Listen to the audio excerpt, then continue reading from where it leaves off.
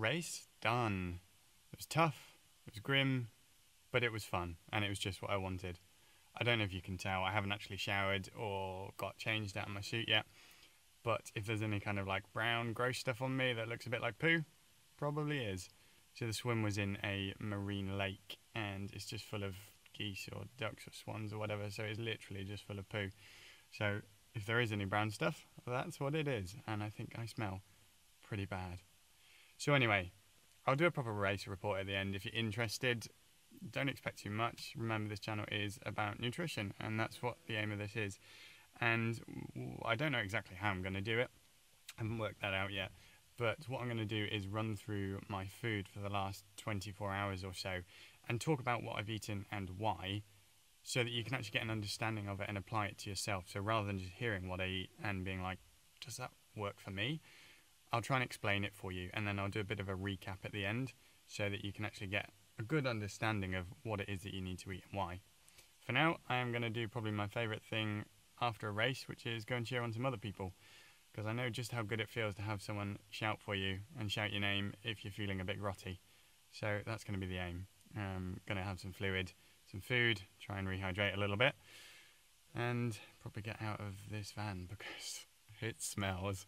I could just stay in here because I don't know if you can see this, and there's no one going to come past. Ah, here we go. There's some bikers. The van is literally on the kind of seafront, which is where the bike course is.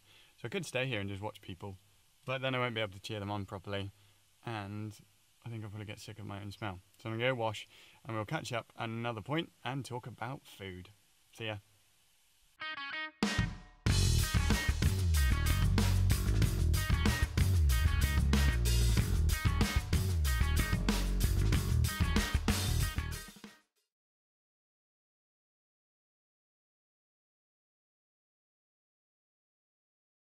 So it's morning, not sure if you can tell by the amazing hair, but we're about 24 hours out from the race.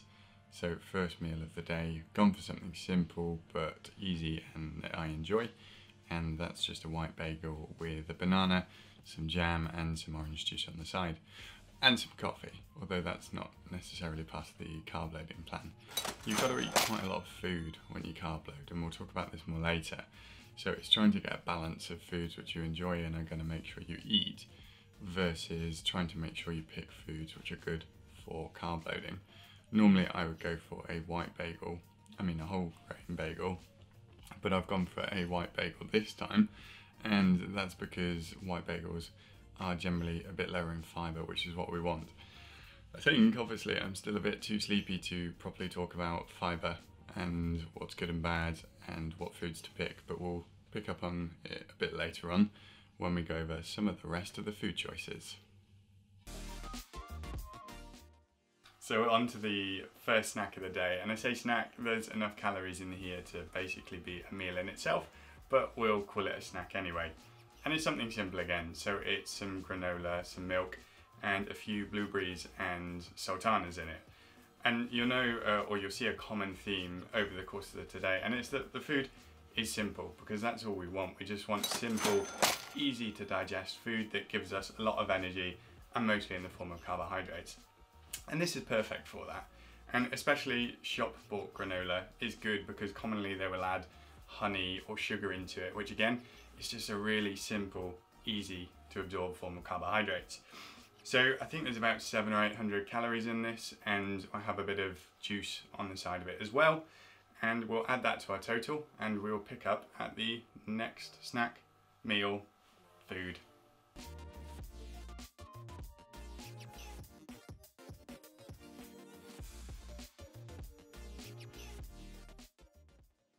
We are on to snack, or maybe this is lunch. Yeah, this is probably lunch.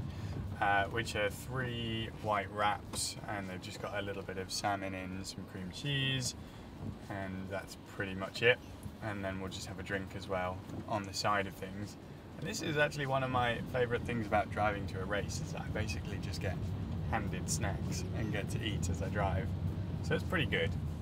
Now is probably a good time as well to just talk about fibre. So normally I would go for a wholemeal wrap, and I pretty much go for wholemeal, whole grain for all of the carbs I eat. Not all the carbs, but most of them. But when it comes to racing and the kind of 24, 48 hours before, it's really good to go for low fibre foods. And that's basically because fibre, you've got two forms, it's called soluble or insoluble fibre, but the end result is that your body doesn't really digest it that well.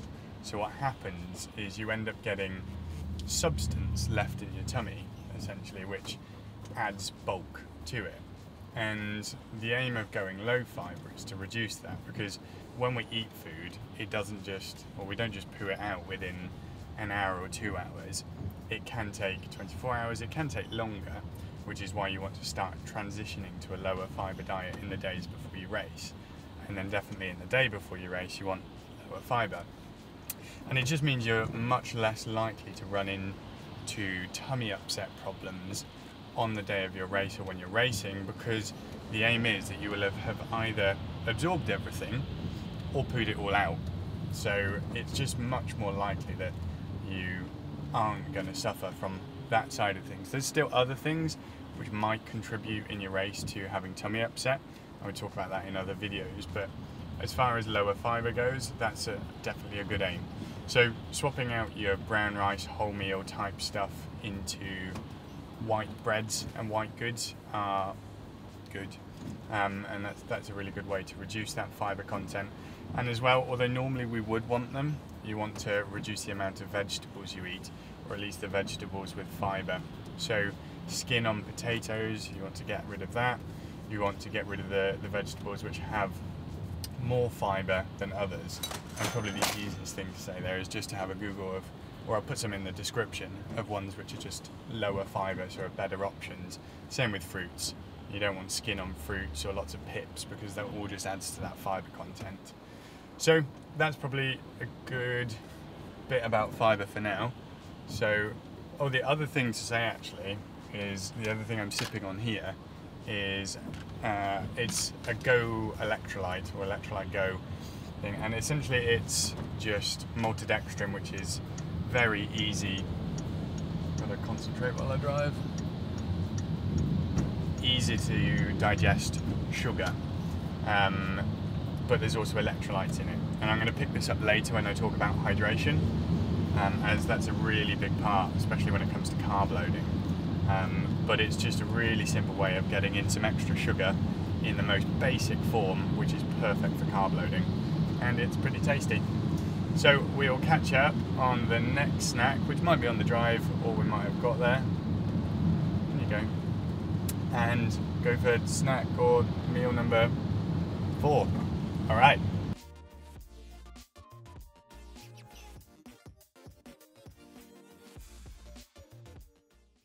Hey, that's not nice.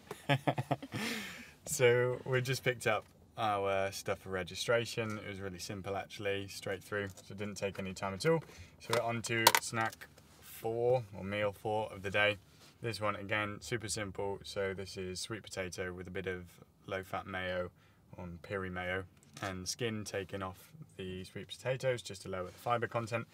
And then we've got some fruit yogurt, which again, low-fat, high sugar, good for just getting the carbs in, and it's a bit different.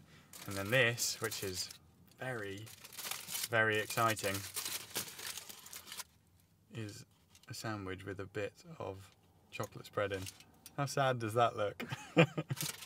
But it's, again, you want to swap to that white bread just because it's a lot easier to digest. I'm kind of at that point when I don't really want to eat that much more now, because I'm getting quite full, having kept up the fluids as well, but you just have to. But I'll tailor it off as we get to the end of the day, and I'll talk about that as well. But I guess for now, gotta cram in a bit more food and then drive to our Airbnb for the night. And we'll catch you in a bit.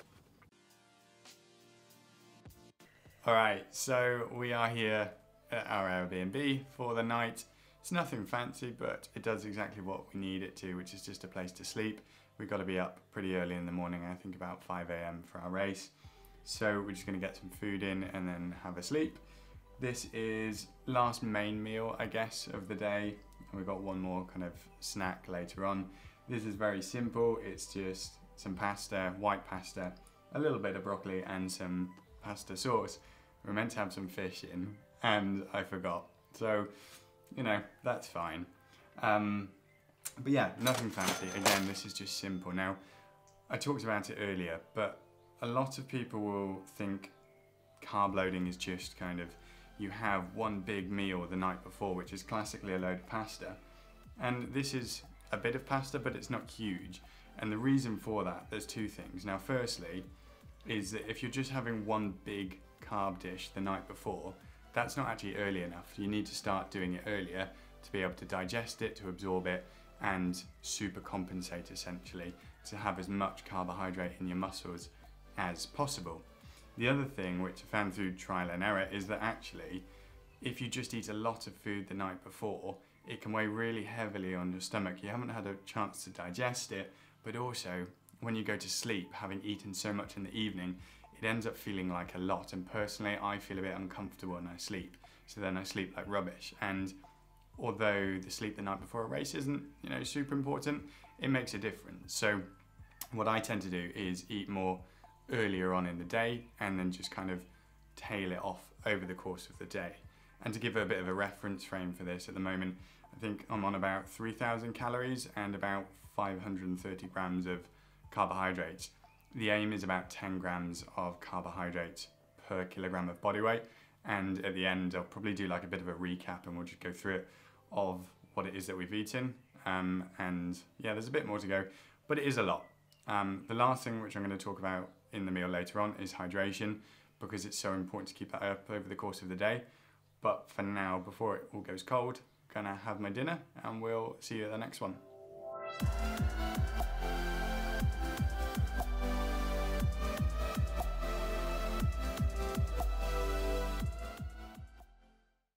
So we're on to the final snack meal of the day. It's getting kind of late now, and we are finishing actually pretty similar to how we started. This is just 2 slices of white bread with some jam, a little bit of peanut butter, and a banana, and that's it. So it's just, again, really simple. It's just easy to digest, but it's just that final one, and it's not going to be too heavy on my stomach for when I'm going to sleep. So that's it as far as food goes. Now, the other thing which I said I'd mention is about hydration, and it's so important. Now, everyone obviously thinks about hydration when we go into a race and just how it's important to stay well hydrated, but I think it's even more important when it comes to carbohydrate loading.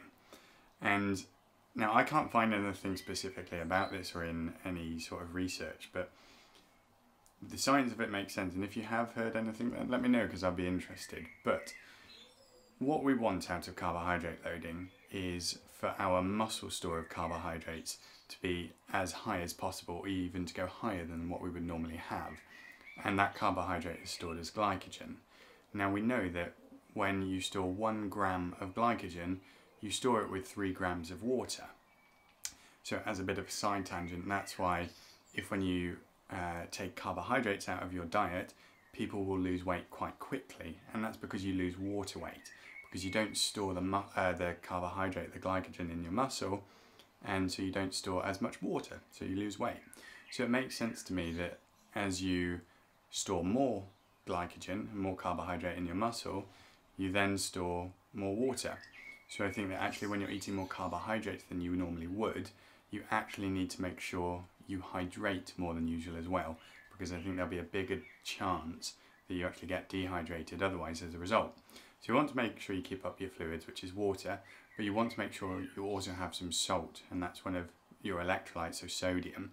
So if you use something like an electrolyte tablet, and you could use 1 or 2 of those over the course of the day, and that's a really good idea, and just have a bit of salt in your food as well, because that's just going to keep you well hydrated. So hopefully that makes sense, and if it doesn't, I'll have a look when I look through all the footage in the next couple of days and try and explain that a bit better. But for now, it's time to get some sleep and race tomorrow. So see ya.